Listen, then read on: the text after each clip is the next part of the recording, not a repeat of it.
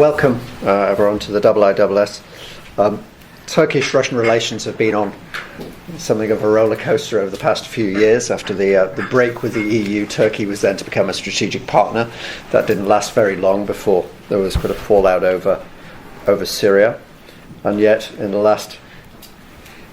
last year, we've seen this ostensibly a dramatic improvement in relations. So it seems a particularly interesting time to have a discussion meeting on this subject. My former colleague, Oksana Antonenko, was here for about 10 years as a senior fellow for Russia and Eurasia.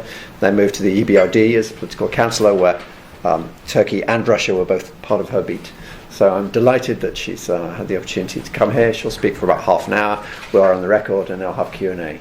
So without eating into your time for even another moment, Oksana. Thank you very much, Nick, and it's great to be back here. I have a very strange, warm feeling of sort of homecoming, visiting a family.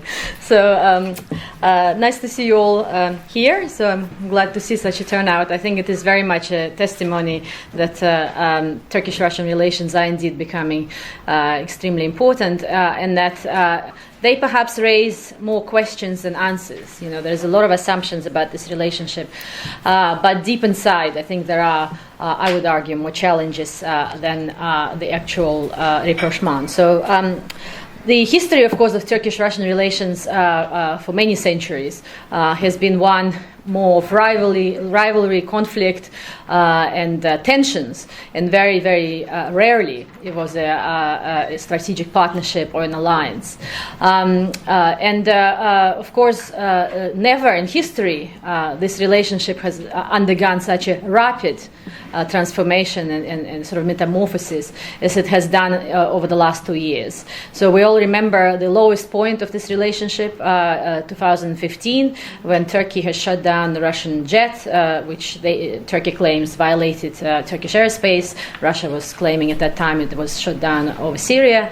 And after that, there was a year of what can really be characterized as a kind of a Cold War between the two countries. There was a mutual sanctions introduced. There was a lot of tensions, both bilaterally, but also, of course, in Syria and elsewhere. Then this sort of negative dynamic in the relationship has changed almost overnight after following the failed coup in Turkey and kind of changing domestic political dynamics. President Erdogan has written a letter to President Putin apologizing for the death of the Russian pilot. Of course, that apology in itself was something which was interpreted very differently both in Ankara and Moscow, but nonetheless it was sufficient enough to kickstart this sort of reconciliation and rapprochement process, which very rapidly between really the summer of 2016 and the summer of 2017 has transformed into perhaps the most substantial bilateral relationship which any of the regional countries in Europe's neighborhood have among each other. This relationship now not only covers sort of political dialogue. Putin and Erdogan last year met more than a dozen times face to face, oftentimes visiting each other at a very short notice for informal talks.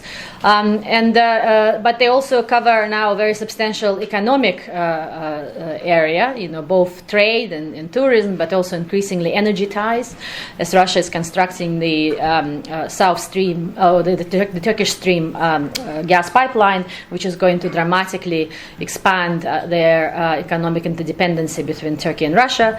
And now, of course, the new dimension of this relationship is the military cooperation. The two sides have signed an agreement to about the export of Russian S-400, very sophisticated weapon systems, and Turkey is the first NATO country which is purchasing that system from Russia at the moment. And of course, the two countries interacted in various capacities and in various ways during the Syrian conflict.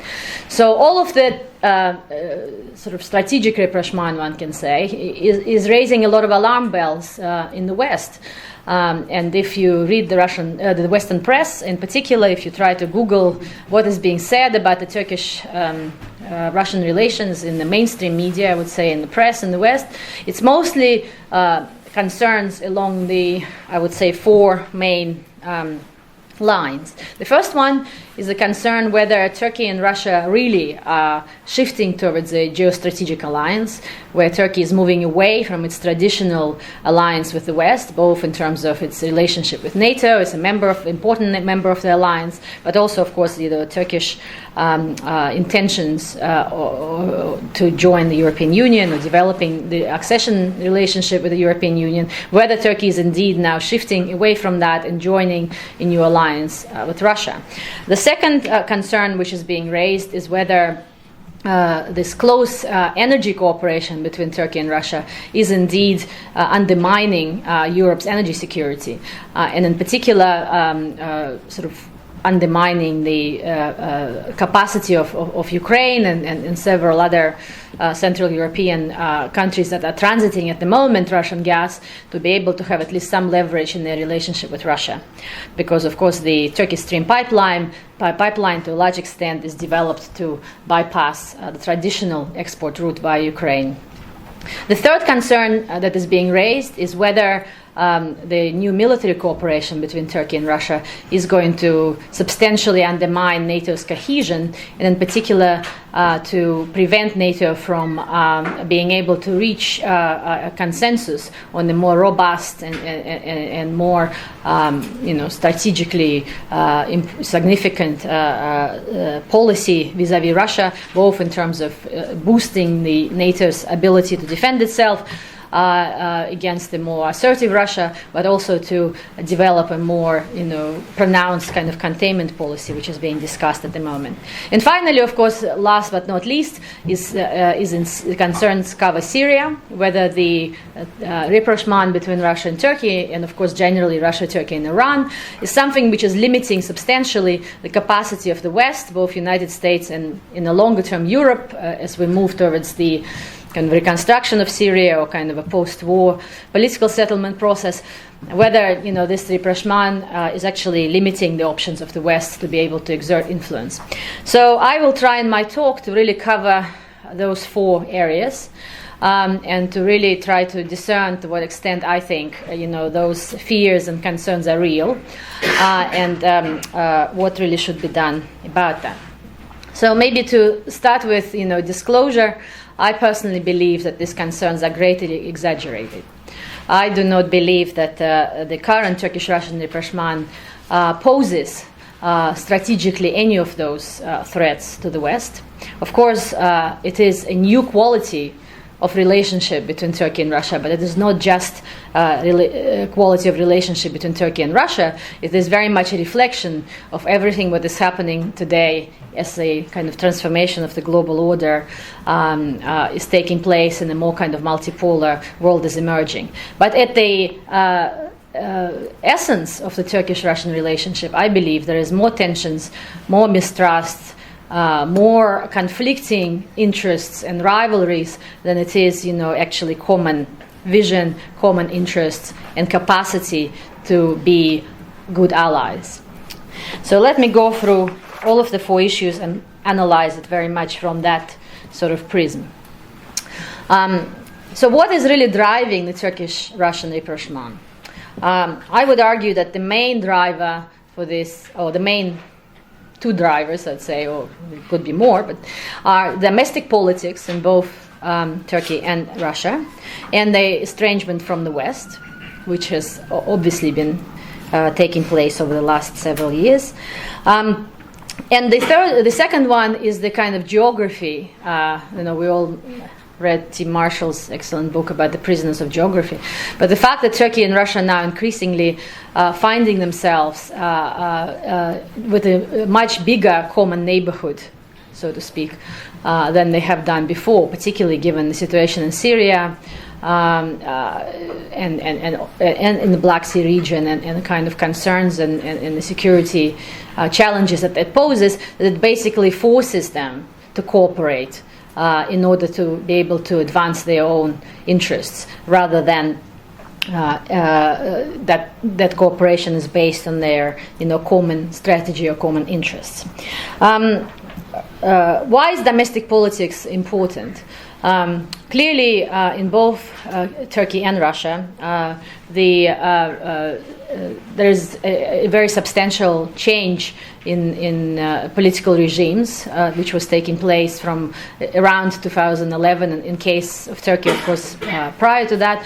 But where we are seeing the rise of these strongman regimes, which are very much seeking legitimacy with their own population around very similar kind of populist ideas of, maybe Mr. Trump, about not making America great again, but making Turkey great again from Mr. Erdogan's perspective, and from Mr. Putin's perspective, making Russia great again.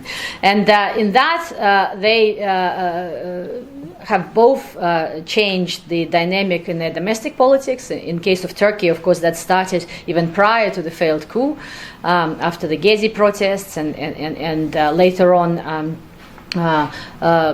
during the presidential elections, as then Prime Minister Erdogan was seeking to fight against allegations of corruption, which have appeared in social media, allegedly orchestrated by the followers of the Gülen movement.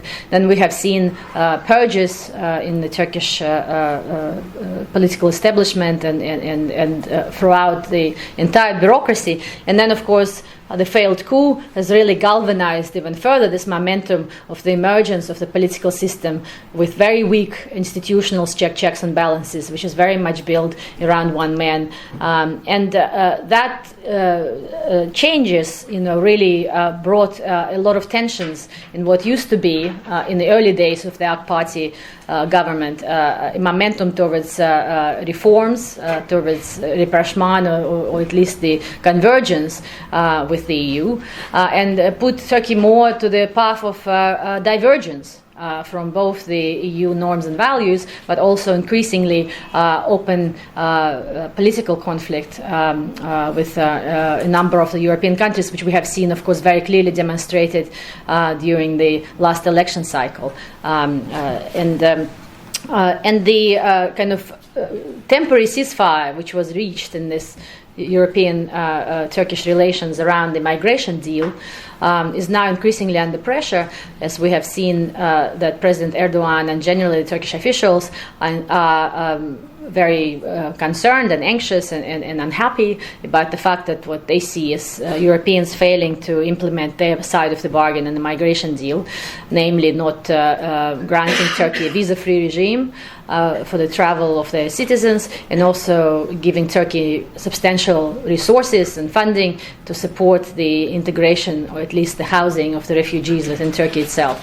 So there's tensions around the migration deal, but beyond that, very much a perception in Turkey that Europeans were not supportive of Turkey in the aftermath of the failed military coup, that they failed to embrace Turkish narrative about the fact that it was Gülen movement which orchestrated that, and to support Turkey in trying to punish this Gülen movement. So that kind of and of course, now the accession process between Turkey and the European Union has been formally suspended. Similarly, we've seen tensions, of course, between the United States and Turkey, and there similar dynamics very much at work. Turkey wants extradition of Gülen to Turkey, of course, from the United States.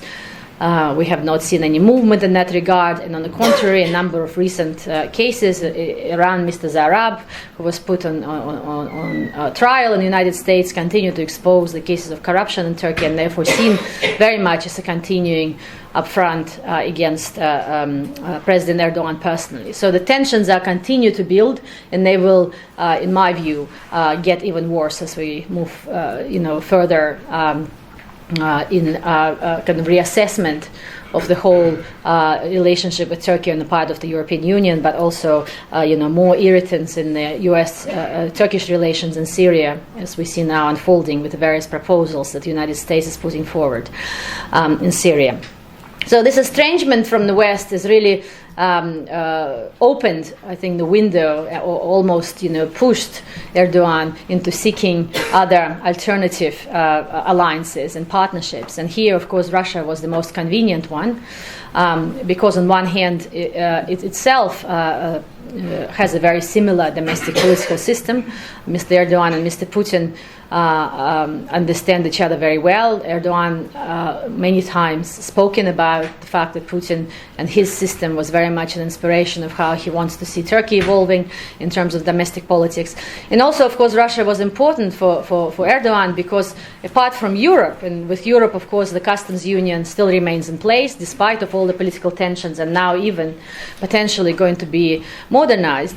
But the introduction of Russian sanctions had really hit Turkish economy quite severely.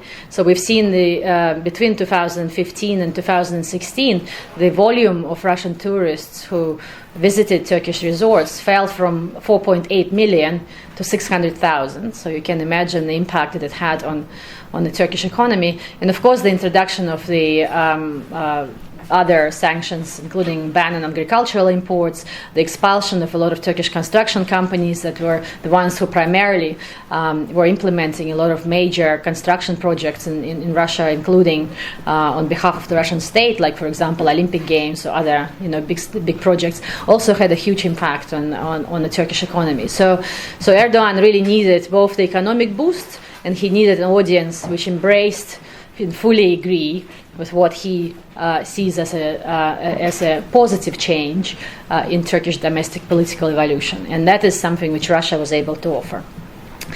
So that was a drive on the side of Turkey. On the side of Russia, I think we've seen a very similar motivation. I think for Putin, there are a number of important interests from the domestic political perspective why he wants to seek a rapprochement with Turkey.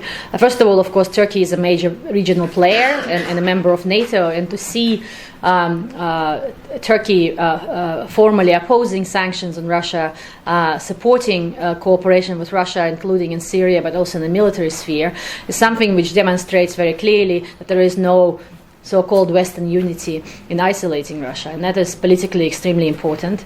For Russia, economic ties with Turkey were also important, not only because the ban on Turkish tomatoes, although benefiting quite a number of Russian companies who tried to smuggle the same Turkish tomatoes through I don't know, Kazakhstan or Belarus, but nonetheless, in terms of the Russian population, it led to a very substantial increase in pricing for agricultural goods, and therefore, made it actually difficult, I think, to see the to control, what they were seeking at that time, reduction in food inflation.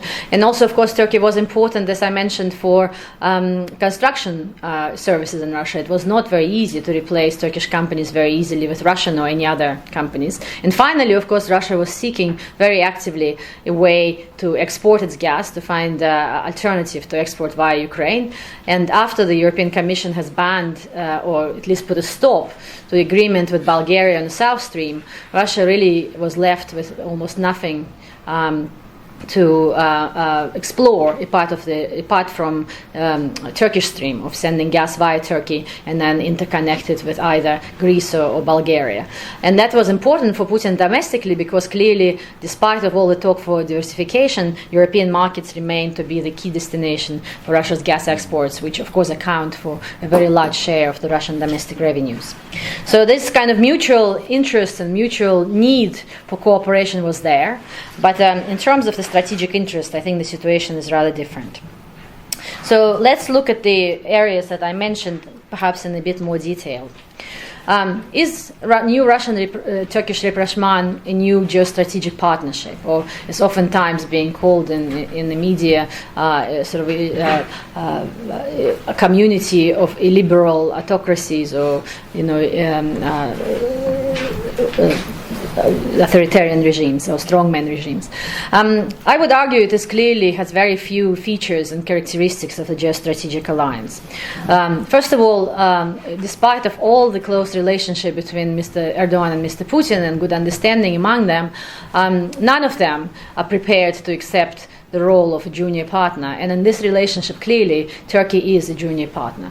And I think for Erdogan, it is just as difficult to accept a position of a junior partner with Russia as it is for him to accept the position of a junior partner with the European Union. And in that sense, it is only a matter of time that Erdogan will try, and he's already trying, of course, in Syria, to emancipate himself out of this perception of dependency on Russia.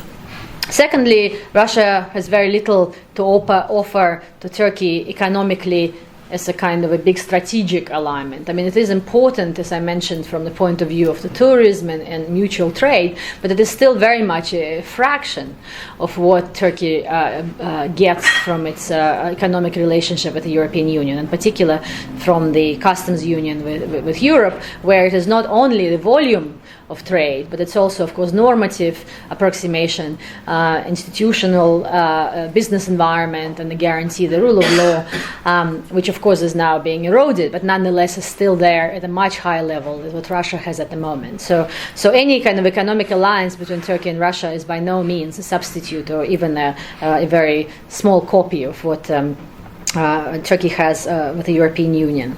Thirdly, on a military level, unlike Turkish NATO relationship, in which basically the Turkish military have, in many ways, as we know it now, although it is of course changing, has been really formed through the culture and through the tradition of interoperability and joint operations and doctrinal and other approximation with NATO. But with Russia, the relationship between Russian and Turkish military is much more complicated. They have almost no interoperable militarily interoperable units or doctrines. They still very much see themselves through the prism of rivalry and in many ways even conflict. I mean, the Russian military have never forgiven Turkey for shooting down the Russian jet, and of course Russian security services are also very concerned still to this day about the fact that Turkey has been very supportive to Chechen insurgency and backing a lot of militancy in the Russian North Caucasus. So there is really no, I would say, reasons to believe that militarily Turkey and Russia is going to develop, a closer cooperation, even not only on the scale of NATO Turkey, but even, I would say, not on the scale of China and Russia, where the military cooperation over time and many military exercises within the Shanghai Cooperation Organization on a bilateral level really developed a degree of kind of military convergence, I would say. In Turkey, despite of the fact that Russia is now selling S-400 systems, there is still a very long way to go for Turkey to be able to develop any kind of military convergence with Russia. And there is a big resistance, as I mentioned, on both sides. There are still very important differences between Turkey and Russia on big regional issues, and that is not only in Syria, as we will discuss a bit later on, but also, say, in Nagorno-Karabakh, where, of course, Russia still maintains a very strong military presence in Armenia, not least to protect Armenians from what they consider to be potential resurgence of Turkish threat. And Turkey, of course, traditionally backs Azerbaijan, and this conflict, as it is continued to heat up, places both Turkey and Russia on the different sides of the barricade, so to speak. There are still tensions in the North Caucasus, in the Balkans. Turkey has not recognized the annexation of Crimea. It has not terminated its cooperation with Ukraine. So there is a lot of, strategic differences and diverging interests, which very much, in my view, prevent the formation of the more substantial geostrategic partnership between Turkey and Russia. And finally, which is maybe last but not the least, because it is important, that this relationship has almost no serious institutional basis. It is very much beholden to the will and the interest of the two big men, Putin and Erdogan, and their mood changes. And we know they're becoming, both of them tend to take a lot of decisions, oftentimes very unpredictably, like we have seen, for example, with the shooting of the plane or various decisions that were taken in Syria and elsewhere. So I think it's in that sense, there is a lot of vulnerability that any sort of accident or perception of sort of disrespect or ignoring of each other's interests can very quickly shift this relationship from one direction to the other. So, in that sense, the answer to the first concern, whether Turkey is moving away from the West but moving towards Russia, in my view, as a kind of geostrategic alliance, they are not really justified. Yes, Turkey is moving away from the West, there is no doubt about that, but it is not moving away from the West just to fall into Russia's embrace. I think relationship with Russia is one of the sort of many relationships that Turkey is now seeking to develop to kind of position itself as a kind of a regional player in the new multipolar world order. On the energy side, is there a serious concern that the Turkish stream, in fact, is going to undermine European energy security? And in my view, again, the answer here is no, or at least more no than yes. What is the Turkish stream? I'm sure I do not really to explain to this audience in detail, just to maybe very quickly mention that it's a gas pipeline which has two branches. It runs under the Black Sea from Russia to Turkey. And the first branch, or each branch supplies around 15.7 BCM of gas, which is quite a substantial amount. The first branch runs, or at least developed primarily or almost entirely to supply Turkish gas demand. And the reason why it is needed, in addition to the Blue Stream pipeline, which already been in operation for more than a decade, is that a lot of the gas pipelines which are currently run either from Baku, Tbilisi, Erzurum, or the Blue Stream, they do not actually arrive anywhere near Istanbul. They arrive in different parts of Turkey, and then it takes quite a lot of time and money to transport that gas to where actual demand in Turkey is. The current plans for Turkish Stream is going to bring the Russian gas on the Black Sea, new Black Sea terminal, which is just being built at the moment. It was just launched this week. And it's going to be actually located quite close to the actual regions of Turkey that need more gas. I think it is an important project. Despite of all the sanctions, it's been going very rapidly. Gazprom is laying something about 4 kilometers a day of the pipeline.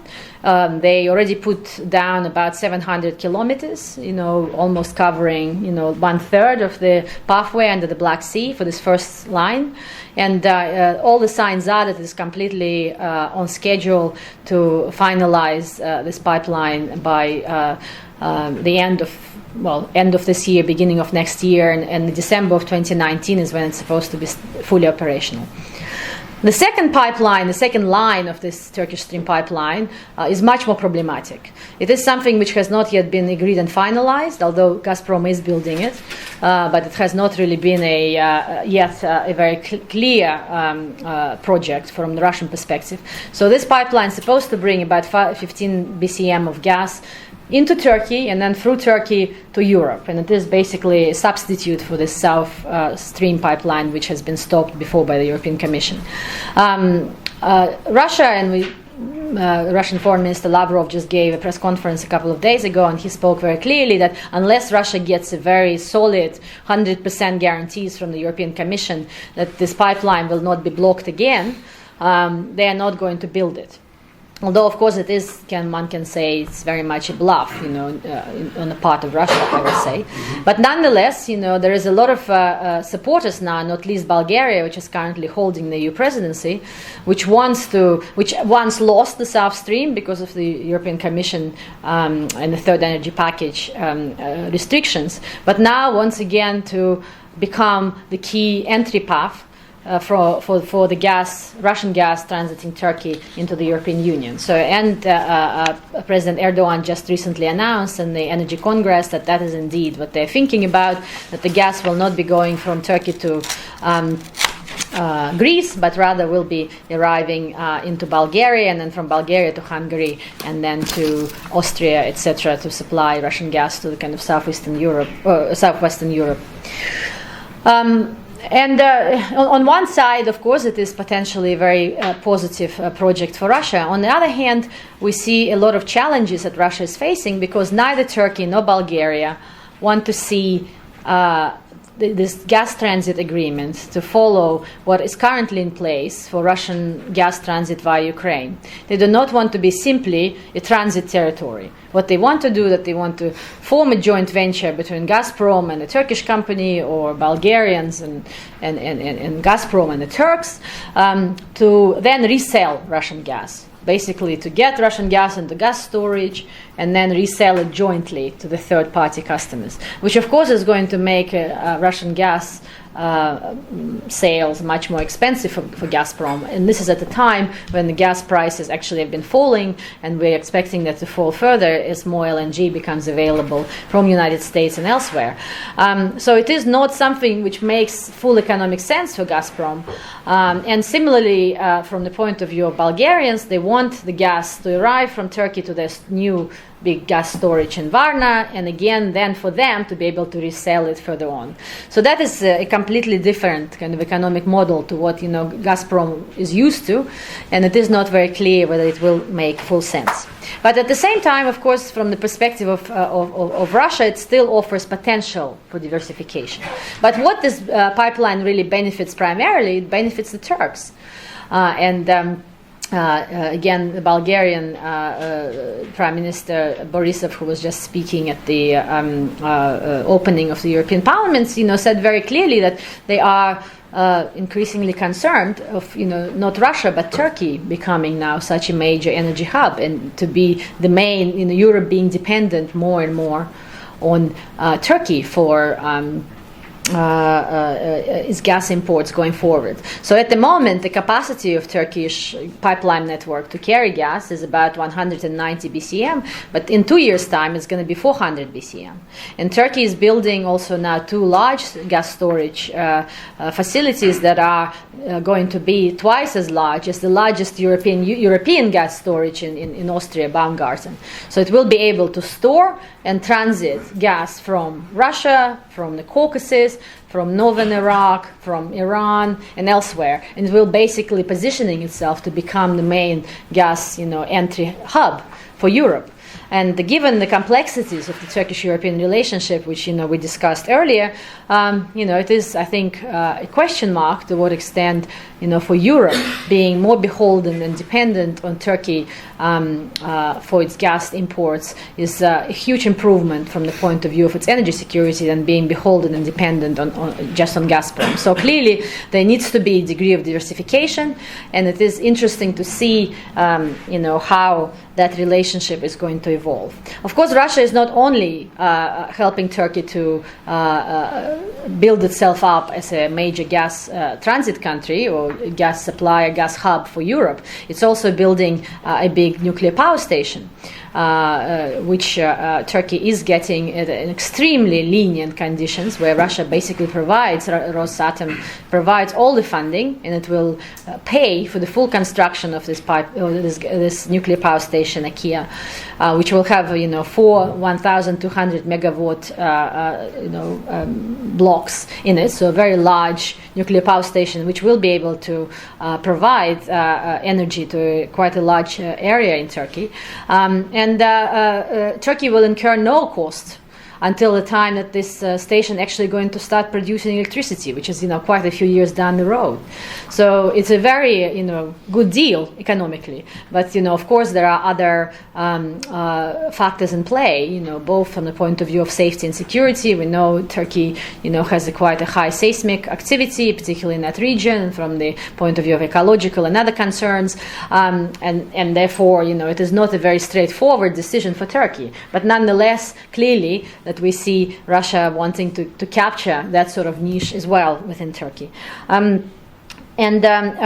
So maybe just to kind of sum up in the energy field, even if Russia were to build a second branch of the Turkish Stream pipeline, it will be certainly functioning on fundamentally different principles than the pipeline, which goes through Ukraine, which Russia was able to close off once the tensions were building up. So it will have much less capacity to manipulate its gas supplies via that pipeline. So in that sense, it is not as much of a threat to Europe's energy security.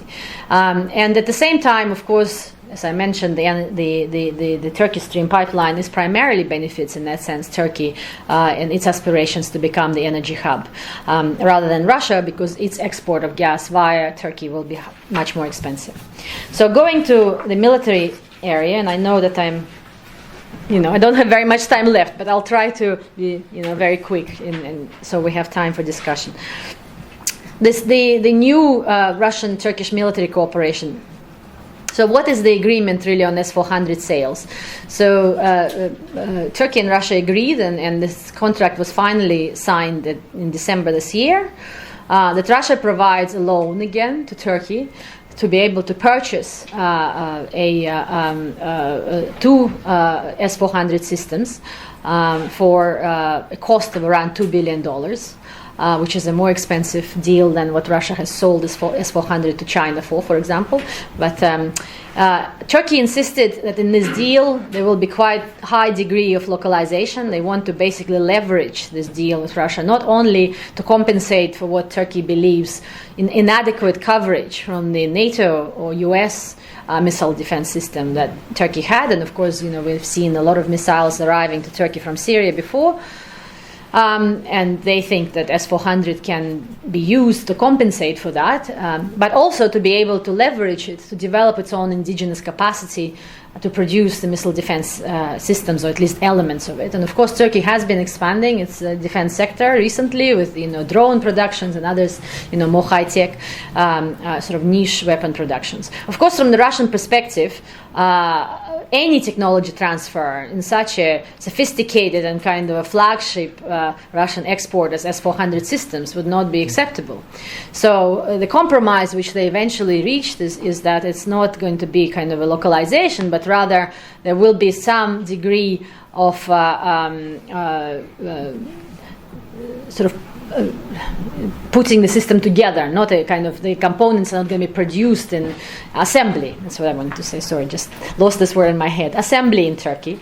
But the assembly is going to be done very much under the very strict Russian export controls, and the various Russian specialists are going to be there to be able to oversee the way that this system is both being kind of finalized and put together, but also being operated.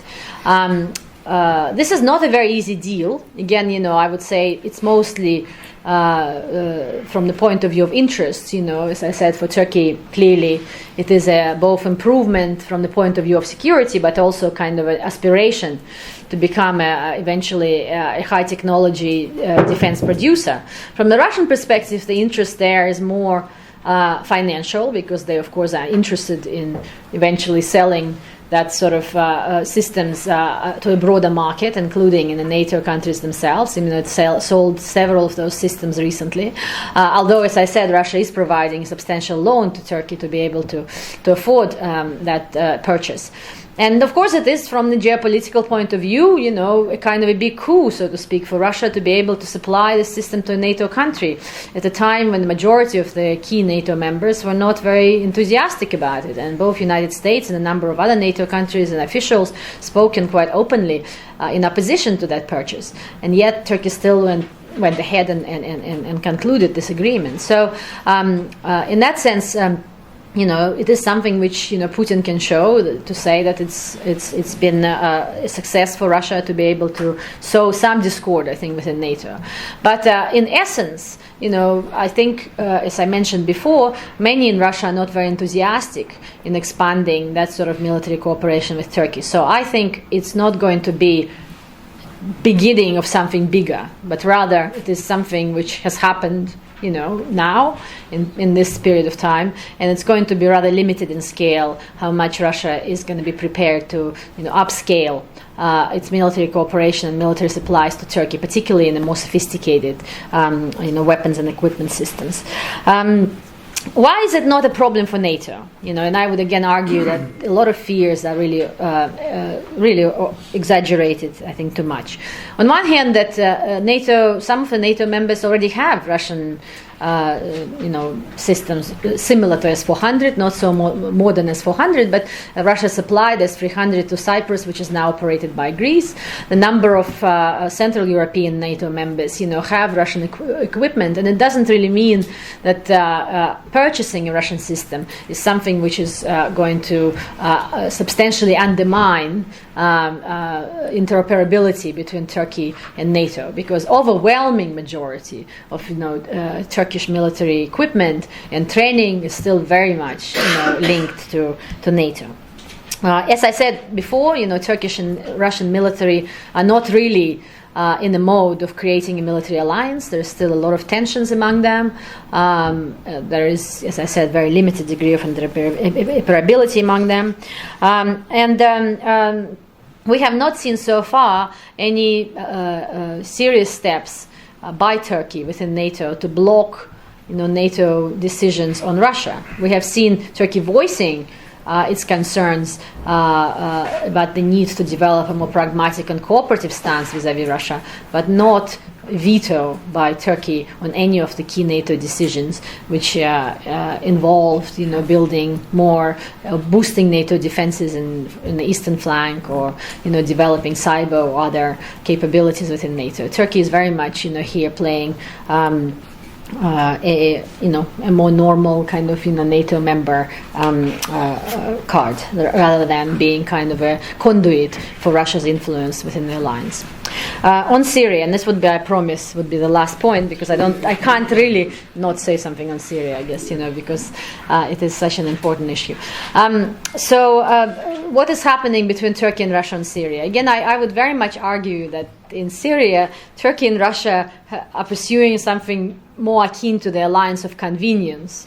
And this alliance within the Astana process, or the trilateral relationship between Turkey, Russia, and Iran, is more aimed at constraining each other's actions in Syria, rather than really advancing a truly common vision and agenda in Syria. So that's how I see the situation, and I'm sure many people here in the audience are great experts in Syria than I am, and they might disagree. But this is very much how I see this cooperation developing.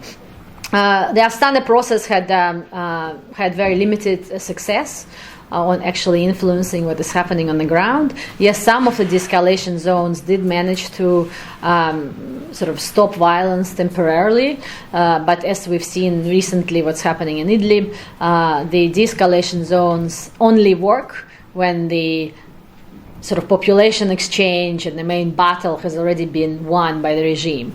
They do not work as a real deterrent against the regime action whenever they need and want to change the status quo. And we've seen that in the north of Syria, and we've seen that now in Idlib, and I think that is going to continue. And that very much undermines the credibility of the whole kind of statement which Russia put forward, that now that we have all these de-escalation zones in place and the ceasefire, now is the time to start moving towards a political process and putting in place a new constitution, and et cetera, because I'm not sure that de-escalation zones really do work. And of course, in case of Turkey in particular, Turkey saw the Idlib de-escalation zone very much in the context of its interests to prevent kind of a Kurdish more independent entity from emerging with PYD, which is linked, of course, to PKK,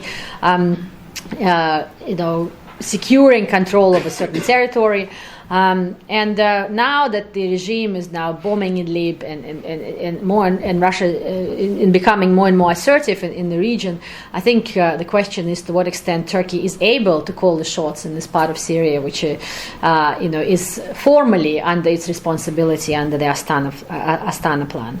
Another issue in Syria, I think, which is quite interesting, is the ISIS dynamic. So now the emergence of ISIS put on hold to a large extent the real civil war which was going on in Syria. So there's a lot of attention was diverted to defeating ISIS. Now that ISIS is almost, pushed out of Syria, or at least it doesn't control any substantial territory anymore. I mean, the question is, are we returning back now to the logic of a civil war, or is that going to be a chance to open opportunity for pursuing a kind of a political settlement? And from the Russian perspective, it is very much the latter. Putin is tired of the war. His public doesn't want to fight in Syria anymore. I mean, all the opinion polls show that. And his plan was very much, to finish the fighting in the summer and in mid-early autumn to convene that wonderful Sochi meeting in which everybody will show up and agree on a new constitution. And by the time Putin has elections in March 2018, he is declared as a victor, not only on the battlefield in Syria, but also somebody who put together a political settlement. But things, as we know, have not transpired exactly in the same way. So now, he invested quite a lot of his own credibility in this idea of putting together this Congress in Sochi of the people of Syria. But as we all know, in Syria, it is impossible to put everyone around the table. And even if you manage to put everybody around the table, as we've seen in Astana, it is very difficult to get them all, sing from the same tune. And in particular, if it relates to the political transition or political future. So now this whole, Sochi process is becoming kind of a albatross around Putin's neck to a large extent, and it is something which is very much causing tensions with Turkey, because of course Turkey doesn't want the Kurdish groups to be sitting around the table in Sochi. On the other hand, Russians understand that although maybe Kurds are no longer represent such a kind of great value for both the Russians and the Americans now that the ISIS battle has been over, it nonetheless, without the Kurds, the whole legitimacy of the Sochi process will be questioned.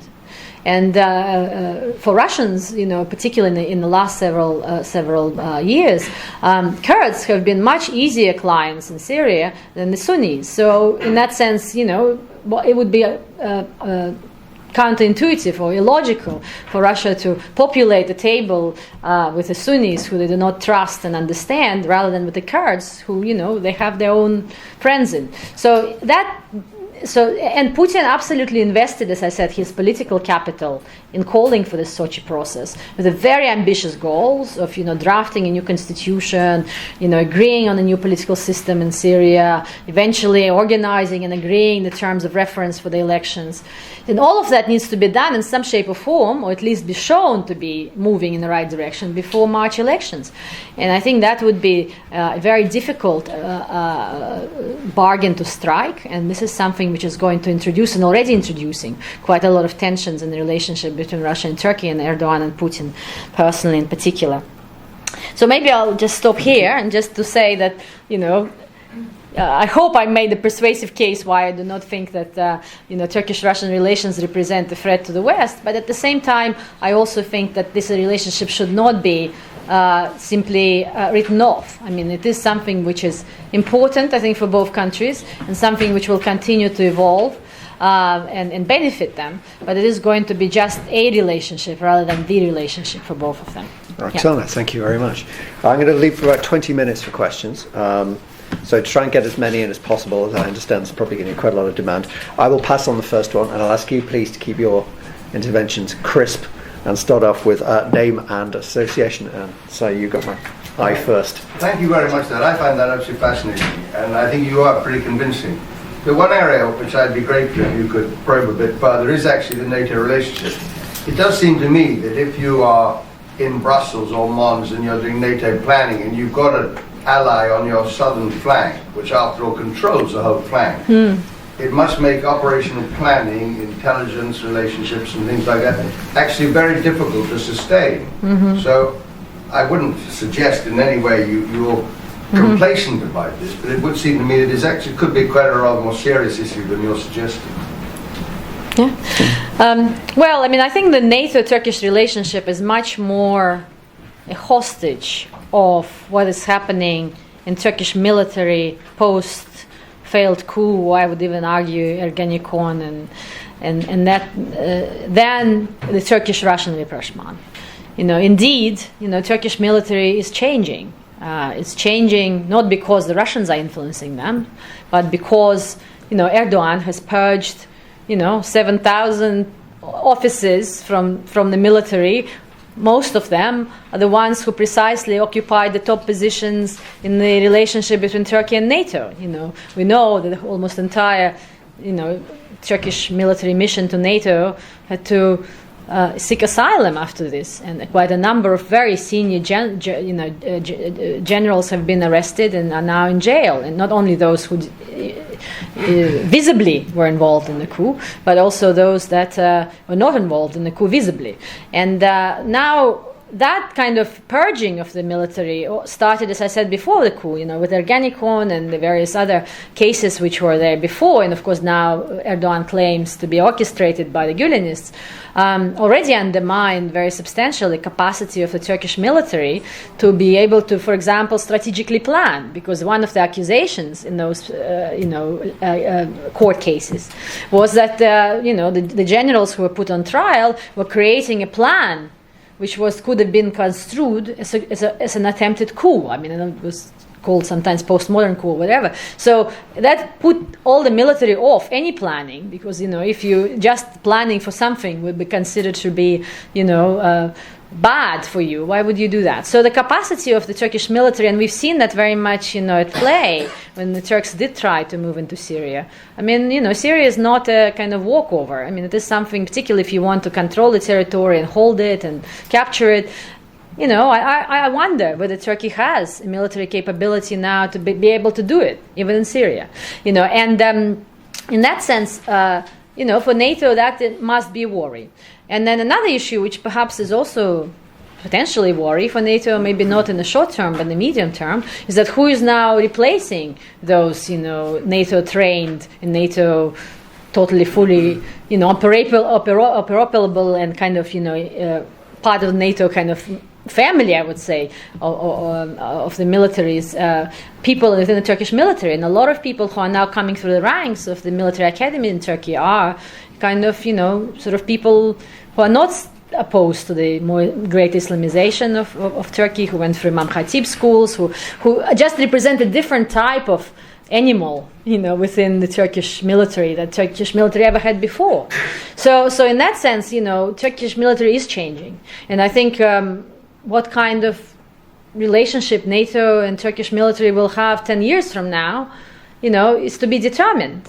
But whether it is the Russians who really pose the threat, I mean, yes, of course, NATO should be concerned that the Russian military will be present in operating those S-400 systems, but the idea, which was now being put forward and which I think is credible, that those systems will not be in any way integrated with the NATO missile defense system, which is also present there, and they will exist purely in a kind of parallel fashion.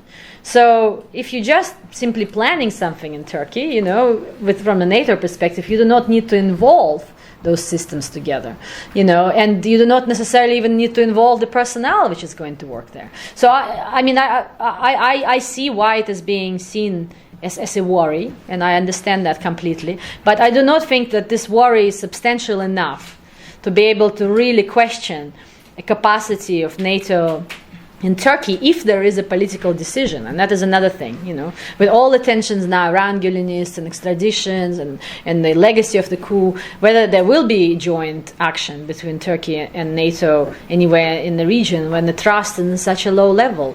But if this decision is indeed taken and Erdogan is fully on board, I see no reason why they will not be able to do something together. I mean, they are integrated fully for many years. Right, I have 4 names on my list. You are the first one, please. Thank you. Peter Asper, member of the Institute. Does the fact that this is EU and Turkey, does the fact that the interests of EU and Turkey seem to be crystallising out in a way which seems to reflect some divergence, isn't it? Is that necessarily a bad thing, and is it something that necessarily has to be viewed in terms of potential escalation of tension? Is the crystallising out of actually an underlying different perspective actually quite helpful? With the West? Yeah, well, for all parties. Yeah, no, but that's precisely what I'm arguing. You basically repeated what I was arguing. I mean, I guess I haven't probably gone further, and I can't do that. I mean, I really think that for Europe in particular... I'm sorry, I'm not pushing back against your argument. Yeah. I'm sort of almost making that point because the default response is that, wow, we're drifting in a dangerous direction. But is it dangerous necessarily as long as those issues, those differences of outlook, for however long they last, are recognised and can be planned and taking? No, I precisely made the conclusion that I don't think it's drifting in a dangerous direction. I think, this relationship, they are not a strategic alliance by any stretch of imagination, but they are becoming closer. And they are becoming closer for more kind of objective reasons, because, Turkey and Russia are becoming kind of a lonely powers, Dmitry Trenin published this very good book about, Russia is a lonely power. It is a lonely power. It doesn't really have allies, who recognized the annexation of Crimea, for example. No one.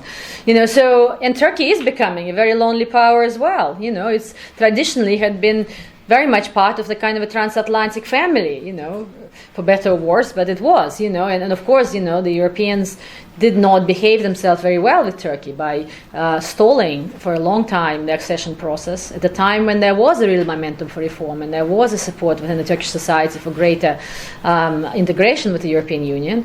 And the United States perhaps wasn't also always very understanding of the Turkish concerns and fears, particularly vis-a-vis the Kurds. But we are just now living in a different situation, and particularly, as I said, for the EU, the assumption which the whole European neighborhood policy was built on for the last 20 years, that Europe wants to surround itself by countries that are increasingly converging with us, with Europe, both in their kind of normative and political, but also security, culture and perceptions. All of that is now out of the window. In fact, Europe is now increasingly surrounded by countries which are diverging. And they're not only diverging because they can't converge, because some of them can't, it's difficult, but because they deliberately want to diverge. They do not, find Europe anymore very appealing. They do not believe that, Erdogan clearly doesn't believe that he should be traveling to Brussels to fill in the forms of how well he's done on the application process. He believes that he needs to sit across the table with the Europeans and be equal, at least. Or possibly even more important because he obviously stopped the immigration, whatever. So in that sense, is the accession process working? No. So Europe needs a new understanding. Rather than kind of panicking and reacting negatively to something which is emerging, they need more sophistication to understand, okay, well, this is the reality which is happening there. How do we in that situation still retain our capacity to work with Turkey and with Russia, I would argue as well, despite of everything what happened, on important, albeit narrow, common interests. And for that, we need to have trust. And I think with Russia, this trust is lost on both sides. For many generations, I would say. With Turkey, we are in a situation where this trust is being lost as we speak. And maybe it is already lost on both sides to a large extent, but not for many generations, so to speak. So it needs to be kind of a reassessment of what is the fundamental essence of this relationship. Okay, thank you. Dana. Well, listen, this is my question or comment is in a sense a repetition, starting with the original NATO question. But I'm trying to get first of all, that was a great presentation. Thanks a lot. Thank you. Your thesis that, we shouldn't take this seriously, I understand insofar as you're saying there are limits to any kind of strategic relationship between Turkey and Russia. But it is a reflection, or it is the reality of a serious crisis for the West, which is just what you're saying. But that it seems to me that that's, in a sense, the more significant problem.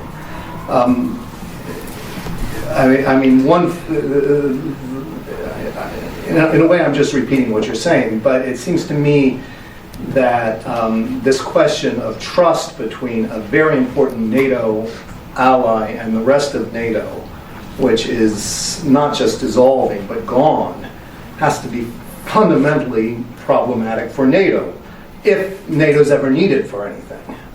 If it's not, then that's fine. But so in other words, I guess I'm just sort of semantically challenging your thesis, even though I understand the individual terms of your thesis. It's part of the fundamental breakup.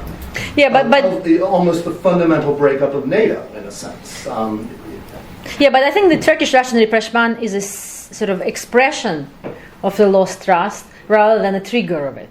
That's all Yeah, what I no, just that wanted I to say, understand, right? that I So in understand, that yes. sense, but it does matter how one phrases this argument, because I think oftentimes it is seen other way around.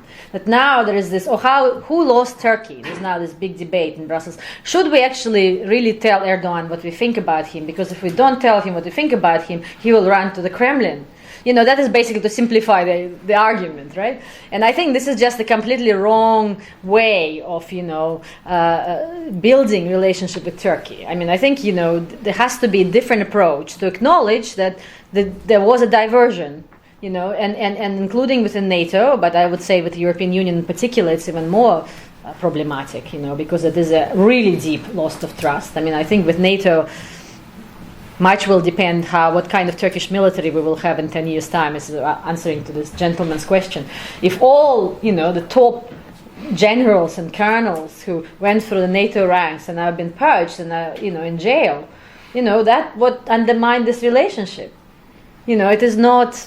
and what can NATO do in that situation? It is a dilemma, because if you basically say, well, we accept this purge and we want to rebuild trust with whoever is left, this is in a way undermining their loyalty to the people who you supported and who were very much, seen as a force for good.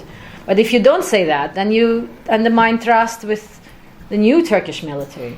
And there will be a completely different Turkish military in 10 years' time. Just a different, type of people who are now going to the Turkish military academies are totally different. Or even junior academies, different from the ones that were there before.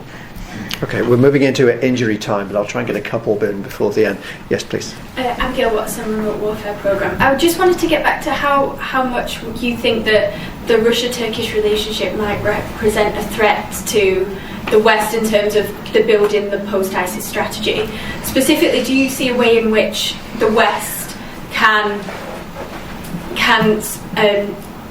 find a way to stop pushing Turkey away, but also see a place for the Kurdish forces in a post-ISIS strategy, or has it gone too far in pushing Turkey away with that, especially with the plans for the border force? Well, it's a very good question. I mean, it's hard to answer, but I cannot see a solution in which, it's a win-win both for the Kurds and the Turks. I think it's a zero sum at the moment. So, who is going to lose in that situation? I fear it's going to be Turkey, and that's going to be very problematic, I think, for Erdogan. Because for the Kurds at the moment, they feel that they have established themselves and they do enjoy support from the Americans and the Russians, and they are important for the transition process.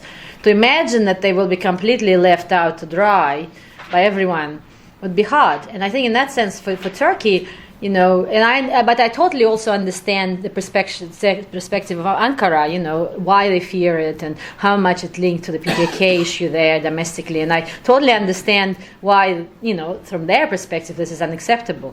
But I think by putting this kind of maximalist demands, and I think we already have a history where Erdogan from the very beginning was saying, well, Assad must go, rather than actually leverage at that time the relationship he had with Assad and, he and Davutoglu also, to be able to kind of craft a more nuanced policy. But being kind of so maximalist, he basically excluded Turkey for many years from the Syrian issue. He's doing very similar thing now with Egypt. And that has a bearing on, Turkish role in Israel-Palestine issue. So it has to be fundamental rethinking in Turkish strategy of how does one give Kurds a respectful place, but maybe not 100% of what they want, but in a way to be able to declare victory on both sides. It would not be a full victory, of course, but it's difficult because it went too far. I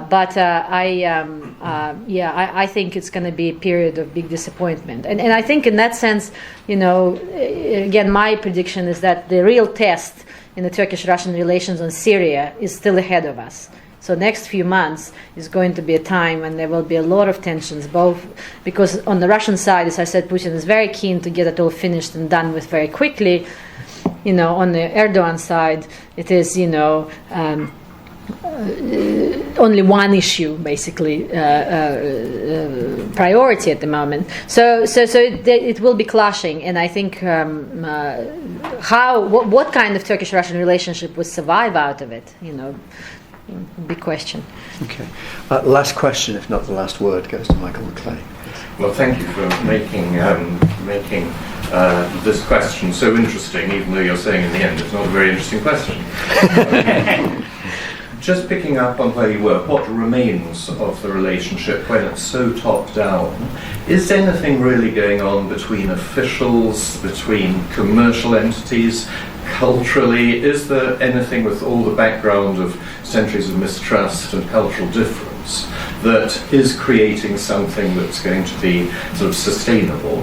And as far as the hinterland is concerned, is Central Asia more likely, you mentioned Azerbaijan, but beyond that, is it more likely to precipitate crisis in the relationship? Or could it be with the Chinese actually carrying all before them in terms of both soft power and finance and obor and so on, that maybe they will find there are some things they can do together? Yeah, great questions, Michael. No, I mean, is there anything underneath the relationship between the two great men? Yes, there is a business community on both sides that has interests, but this business community is a very peculiar one. So it basically consists of the energy sector, which has, also pretty big guys on both sides, including, some of the family on the Erdogan side, but also, on the Russian side, kind of Putin's in a circle who are handling this whole, deals on Turkey stream, on the nuclear power agreements, etc., etc. And then there is, from that, then a small, medium-sized business which produces tomatoes and, the kind of tourism sector. But the kind of successful Russians and successful Turks, you know what I mean, kind of high value-added sectors of the economy, they do not so much interact with each other. They both tend to interact with Europe, rather than with each other. And that, I think, is one of the reasons why it is difficult to see how, why would economic alliance between them would have its natural limits. On the public perceptions, I think it's also very interesting. So in Russia, generally public, despite of all the history, and of course, in Russian schools, just like in Turkish schools, usually the other side was not presented very well in the history books. So there was a very positive, perceptions until the shooting down of the plane, because a lot of Russians went to Turkey for holidays. Really, I mean, millions. I said, 4.7 million a year. It was the largest, tourist destination. There was a lot of kind of a cultural, a lot of Turks who service that, learn Russian. There's a lot of intermarriages. But after the plane incident, there was such a massive propaganda on the Russian TV. I mean, you cannot imagine, but it was like 24/7 about, the Turks. And when the relationship started to normalize, yes, I think maybe for Putin and for Erdogan, given that they are, statesmen, it's easy to put all this behind them. But the opinion polls in Russia show that actually the public is kind of lagging behind on that. So the population wasn't able overnight to go to sleep thinking that Turkey is the largest enemy, which basically killed our pilots and humiliated Russia, whatever, almost brought NATO and Russia into open conflict, and then wake up in the morning and to find, Turkey are best friends again, So it takes a very long time, I think, the public consciousness to change. And in Turkey, the same, because of everything what Russia was doing in Aleppo, with all the massacres there, and all the kind of reporting about it. The core AK Party supporters in the Central Anatolia, they're not very well, thinking about Russia. I mean, maybe, yes, the kind of the merchants along the coasts, yes, but, the AK Party hinterland, they're not. And therefore, even though, Putin and Erdogan, clearly have support maybe of the elite to normalize the relationship, but from the populism point of view of winning public votes, it is not really something which pays off on both sides. And I think it will take a long time to overcome that, on both sides. So I do not think that it is this rapprochement is driven bottom up. Bottom up, they're basically dragging their publics with them in a sense. They're not driving this process. On Central Asia, I think it's an interesting dynamic. Clearly, the whole geopolitics of Central Asia changed. China now is a predominant player. Russia very much wants to keep the second place, but it is very rapidly losing it to the Turks. So if you go to the, Astana Economic Forum, you'll see a lot of Russian officials there, in the big panels, but very few Russian companies. But you see a lot of Turkish companies. The Turkish companies really take, despite of the failure to kind of, this famous, Turkic brotherhood ideology in the 90s, despite of the failure of that, in reality, on the ground, Turkey is very visible and present and really taken its niche economically in Central Asia. While the Russian companies, those who can invest are very reluctant, they would rather invest somewhere else, and those that invest, in very small numbers. So in that sense, again, that is, in my view, an area where the tensions might continue to grow. For example, Erdogan was very keen to join the Shanghai Cooperation Organization. He even publicly said, if you Europeans don't want to take me, I'll join the SCO. And the Russians said, well, not really. We don't really want you there. You can be a dialogue partner, but no. So it's enough for us to have the Chinese who are already taking away our kind of part of the economic pie. So I do not think that Central Asia will be a region where we'll see kind of a Turkish-Russian rapprochement, but rather kind of a good, healthy, traditional rivalry, I would say. Good, healthy, traditional rivalry. Thank you very much. Please join me in thanking Oksana.